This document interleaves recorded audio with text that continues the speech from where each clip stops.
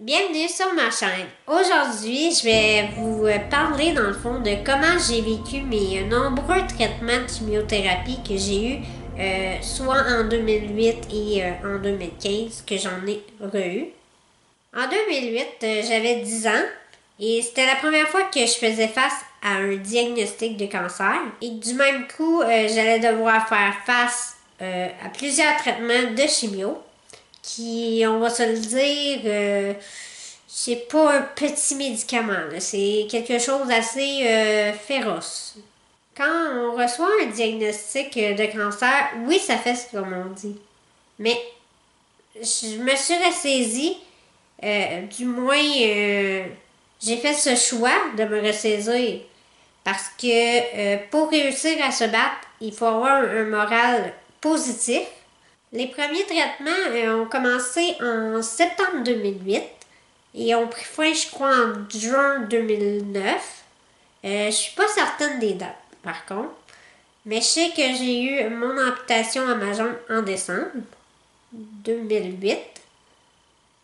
J'ai reçu deux chimios quand même assez fortes. Puis j'ai eu plusieurs nausées. Je me sentais fatiguée. Mais je tenais quand même à avoir un peu d'école. Fait que il y avait une professeure à Sainte-Justine qui me faisait dans le fond des cours pour pas perdre un peu le fil. Mais étant donné que j'étais pas toujours en forme pour en faire, mais c'est sûr que j'avais pris un petit peu de retard. Il y a des hauts et des bas sur le moral, c'est certain. Il y a des moments où on vit de la frustration parce qu'on perd nos cheveux. Moi, ça a été quelque chose que, au début, ça a été dur. Puis après ça, ben, quand tu te mets à accepter la situation, c'est beaucoup plus facile d'avancer. Aussi parce qu'on peut pas vivre notre vie normalement comme on le voudrait, comme nos amis le font.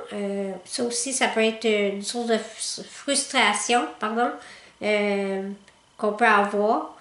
Des fois, on peut se sentir prisonnier de cette situation-là, mais on n'a pas le choix, si on veut guérir, d'avancer et de foncer. C'est pourquoi, dans le fond, je me dis toujours foncer et jamais lâcher, quoi qu'il arrive. En septembre 2015, j'ai eu un deuxième diagnostic de cancer. Oui, ça a fait ça encore. Par contre, cette fois-ci, j'ai eu le temps d'encaisser la nouvelle parce que je m'en doutais, je le sentais dans mon corps qu'il y avait quelque chose qui allait pas. Avoir aussi mon coude comment il était, ça donnait une bonne idée. On a eu le plan B parce que les traitements que j'avais eus en 2008, je pouvais pas les revoir. Le taux de toxicité dans le corps était atteint pour ces chimios-là.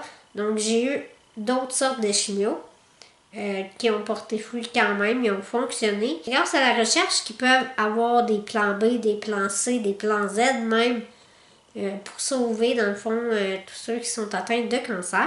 Ces deux chimios-là étaient moins fortes un petit peu. Ils me donnaient pratiquement jamais de nausées, ce qui aidait à la fatigue aussi. Dans le fond, de fatigue beaucoup. C'est sûr qu'à certains moments, oui, mais j'étais plus en forme.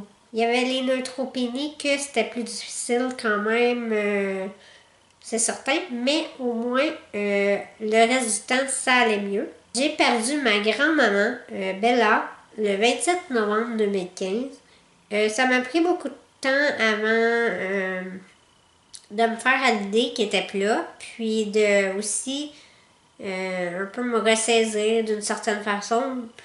Puis dans le fond, la promesse qu'on s'est fait, elle et moi, c'est de toujours foncer et jamais lâcher. C'est une promesse que je vais tenir toute ma vie. La musique aussi m'a beaucoup aidé de chanter, juste d'écouter de la musique tout simplement. Ça m'aide beaucoup à tous les jours. Toutes ces épreuves-là, dans le fond, j'ai passé au travers et je suis plus forte que jamais aujourd'hui. Puis dans le fond, ça a créé la personne que je suis aujourd'hui aussi. C'est pourquoi que ça me dérange pas de parler de ce que j'ai vécu. Parce que dans le fond, ça fait partie de moi. Mes amputations, ça a laissé, tu sais, dans le fond, c'est les conséquences de ces épreuves-là. Puis dans le fond, c'est les traces que ça a laissées. Je suis maintenant guérie et en rémission de ces deux cancers-là. Alors, je veux que vous aussi, vous me faites cette promesse de toujours foncer, de jamais lâcher. J'espère que cette vidéo vous a plu. Laissez un thumbs up, commentez, partagez et abonnez-vous à ma chaîne si ce n'est pas déjà fait. Et je mets des vidéos à tous les mardis 18h et les samedis 8h.